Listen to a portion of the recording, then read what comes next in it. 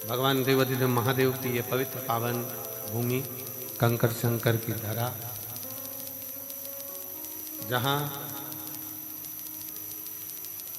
12 ज्योतिर्लिंग के मध्य में भगवान शिव इस भूमि पर विराजमान है। ना जाने कौन कौन से पुण्य और कौन कौन से प्रबल पुण्य आप लोगों के प्रखर हुए होंगे, जो आप यजमान पद ग्रहण करें और शिव महापुराण की कथा को श्रवण करने के लिए यहाँ पर आए।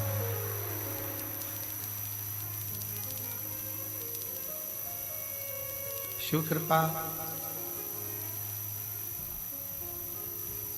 वो कहते हैं ना, तेरी कृपा बिना ना हिले एक भी अणु, लेते श्वास तेरी कृपा से तनो तनो।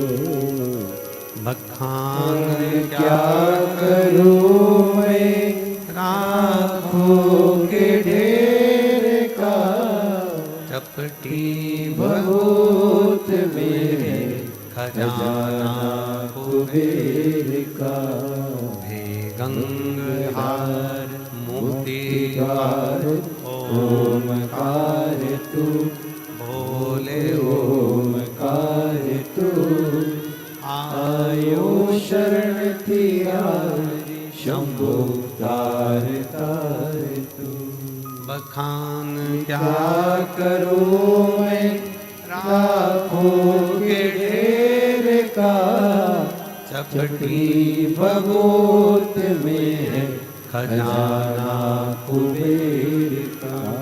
हे गंगाधार मुक्ति द्वार ओमकार तू, भोले ओमकार तू।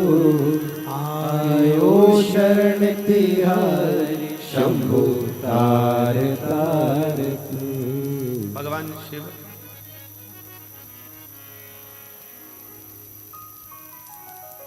आज कथा जो प्रारंभ हुई है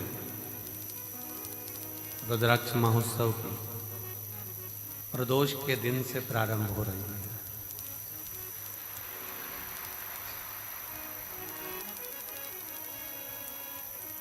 और कंका शंकर की इस भूमि का ऐसा महत्व है कि यहाँ लोग शिव भक्त प्रदोष के दिन प्रदोष काल की आरती का विशेष दर्शन करने के लिए यहाँ पधारते हैं और यहाँ आप प्रदोष के दिन कथा प्रारंभ हो।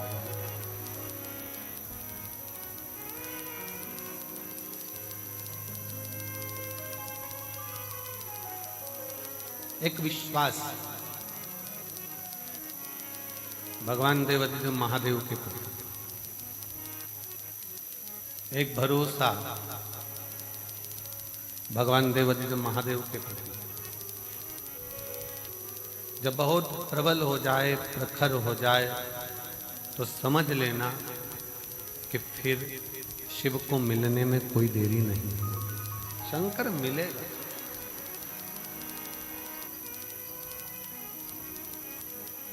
कहाँ बैठकर कथा सुन रहे हो? कुबेरेश्वर धाम में नहीं, अपने पिता के घर में।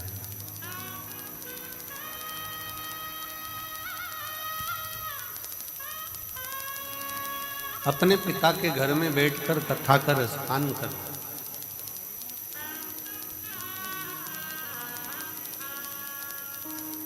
अब आ तो गए हो, बेटी दामाद, मेरी जीजियाँ, मेरे जीजा, मेरी बेटियाँ, बेटा, मेरी माताएं, बाप, और जब आप दिल से बैठकर कथा का रसतत्व ग्रहण करेंगे, जब हृदय से भगवान शिव की अविरल भक्ति को धारण करेंगे, जब शिव तत्व को अपने भीतर उतारेंगे, तो ये निश्चित है कि वो शिव तत्व आपका और हमारा कल्याण करेगा।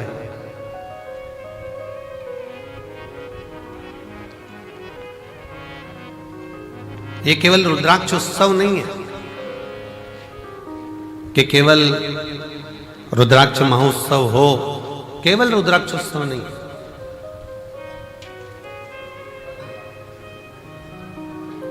साल भर में एक दिन मेरा कुबेर भंडारी ये 7 दिन के लिए, साल भर का जो ये 7 दिन है, जो कथा को श्रवण करने के लिए आते हैं,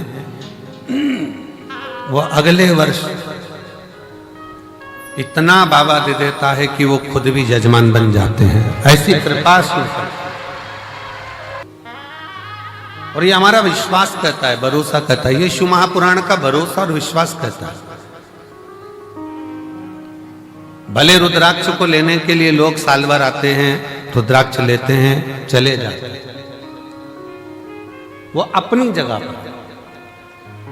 विवाह होने के बाद बहू घर में आ जाए और बहू आने के बाद तुम बहू से मिलने जाओ, वो अलग बात है। पर विवाह वाले दिन तुम्हारी बहन के घर में शादी है और तुम बहन से कह दो कि नहीं मैं अभी नहीं आऊंगी, मैं तो आऊंगी 1-2 महीने बाद, 4 महीने बाद, 6 महीने बाद, जब रुद्राक्ष बटेगा ना तब मैं आऊंगी, अभी ना आऊंगी। तो क्या शादी का फंक्शन है, आज तो आना पड़ेगा, अभी शादी के फंक्शन में नहीं आएगी तो कब आएगी? तो क्या शादी तुम कर लो, एक काम करो, तुम आराम से करो, मैं बाद में आऊंगा। बोलो अच्छा लगेगा? जम के तो बोलो जरा। नहीं। अच्छा चलो, शादी के बाद तुम चली भी गई बहू से मिलने के लिए, और तुम्हारी बहन की बहू को तुमने लिफाफा दे भी दिया, मुंह दिखाई की पाँव की पायल, बिछूड़ी, कुछ भी, बक्कल, लाली, कुछ भी तुमने दे भी दी, पर ईमानदारी से बोलना, तुम तो मुंह दिखाई में दे दोगे, पर तुम्हारी बहन तुम्हारी विदाई में कुछ देगी क्या? नहीं। ओ भाई अब तुम आई, क्या मतलब इतने लेट आने से, अब हम क्या विदाई दें, अब तो जो विदाई थी सब चली गई।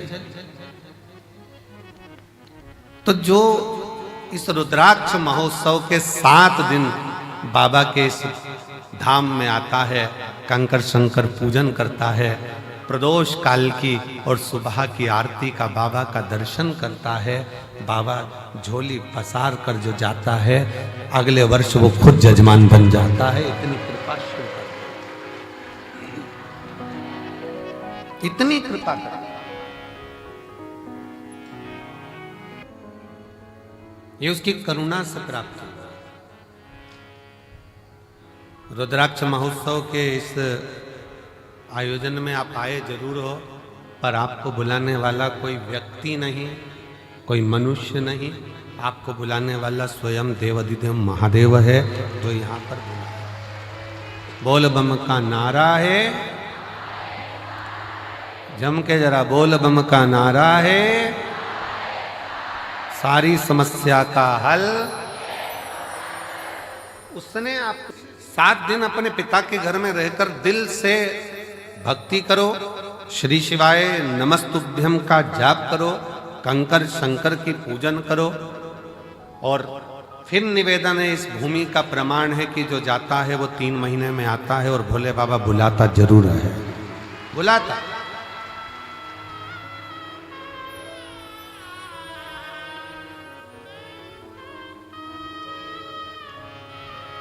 लाखों की संख्या में आप लोग यहाँ पहुंचे हैं, उधर का टेंट, इधर का पंडाल, इधर का पंडाल, ये 5 पंडाल, और उसके बाद पीछे के जो पंडाल भरे पड़े हुए हैं।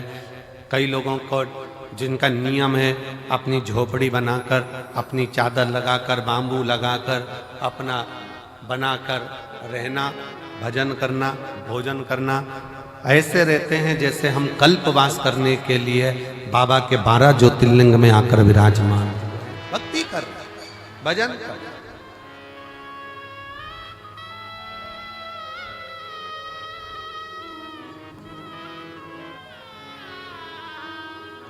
कोई मंदिर प्रांगण में पड़ा हुआ है अपना बैग झोपड़ा लेकर, चादर लगाकर, कोई पंडाल में पड़ा हुआ है अपनी भक्ति। कई माताएं खड़े होकर कथा सुनती हैं, कोई प्रणाम कर कर, कोई भूखी रहे, कोई भोजन ग्रहण कर, कोई भोजन के बाद, कथा के बाद भोजन ग्रहण कर कर, सबका अपना अपना नियम होता है। रुद्राक्ष महोत्सव में जो आता है और रुद्राक्षोत्सव का नियम है, जो आया है खाली नहीं गए। 30 साल बाद भी अगर संतान नहीं हुई है और जिसने रुद्राक्षोत्सव का 7 दिन नहीं, 5 दिन नहीं, 3 दिन भी अगर रसतत्व ग्रहण करा, इसी कंकर शंकर की भूमि पर वो रात्रि विश्राम करा, 30 साल होने के बाद भी औलाद लेकर बाबा के धाम आया। ये शिव तत्व की, ये कुबेरेश्वर धाम की रुद्राक्ष महोत्सव की महत्वता।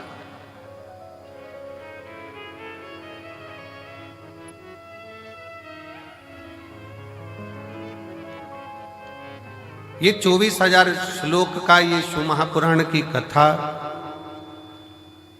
कहती है कि मानव का देह, मनुष्य का शरीर, कोई ये ना सोचे कि केवल सुखी सुख भोगने के लिए मिला है। गुलाब का फूल और मानव का शरीर दोनों कष्टों के घेरे में रहता है। गुलाब का फूल भी कष्टों के घेरे में है और कांटों के ढेरे में है, और मनुष्य का देह भी, मानव का शरीर भी कांटों के ढेरे में है। दोनों कितना संघर्ष गुलाब का फूल करता है, कांटों में रहता है, कांटों में रहता है, बड़ा भी होता है, कांटे उसको चारों तरफ से घेरे रहते हैं, पर वो गुलाब का फूल अपना विश्वास नहीं टूटने देता, और एक दिन टूटकर वो मेरे शंकर के चरणों में, मेरे राम के चरणों में, मेरे कृष्ण के चरणों में चला ही जाता। वो मेरे शिव के चरणों में, मेरे राम के चरणों में, मेरे कृष्ण के चरणों में चला जाता।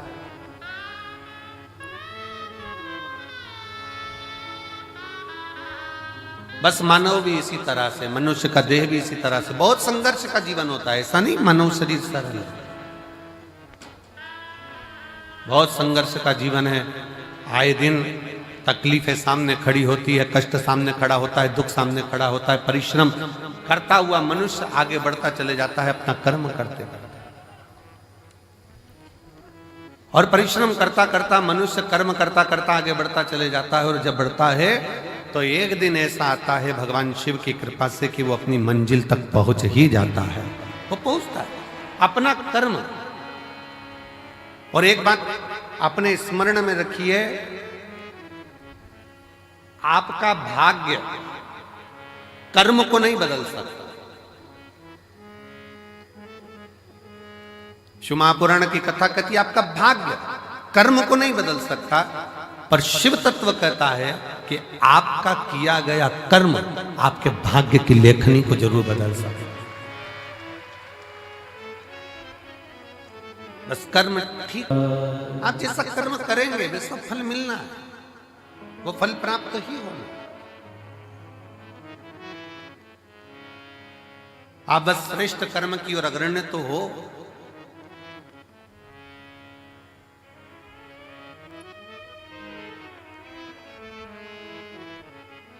शिव महापुराण की कथा कहती है सत्य टिकता है और असत्य मिटता है। सत्य टिक जाता है, बहुत लंबा टिकेगा। आप सत्य के पथ पर चलिए, अपनी मेहनत करते हुए, अपने कर्म को करते हुए, अपनी लगनता को बढ़ाते हुए, अपनी मेहनत को बढ़ाते हुए, अपने कर्म को आगे बढ़ाते बढ़ाते बढ़ाते बढ़ाते जब अग्रण्यता में बढ़ोगे तो निश्चित है कि आपका भाग्य बदलेगा। एक बड़ा सुंदर प्रसंग है।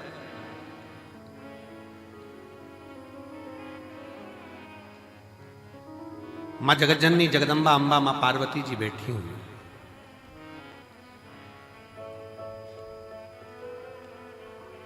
और मां अंबा, मां जगतजननी जगदम्बा मां पार्वती जी विराजमान है। और उसी समय पर मां पार्वती जी के पास में दोनों बहुएं, रिद्धि और दूसरी सिद्धि, दोनों आई।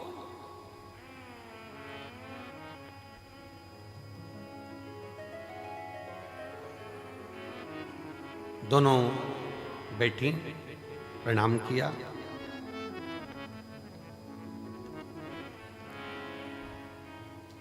पार्वती जी ने आज रिद्धि सिद्धि दोनों को कहा कि मेरा फर्ज था, मैंने वो अदा कर दिया। विवाह करा बच्चों का, और बच्चों का विवाह कर कर बच्चे का मंगल विवाह हो गया, आप बहुएं घर में आ गई।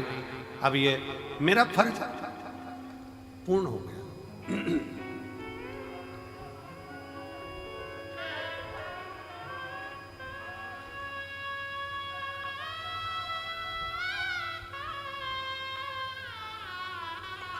मेरा फर्ज मैंने अदा कर दिया।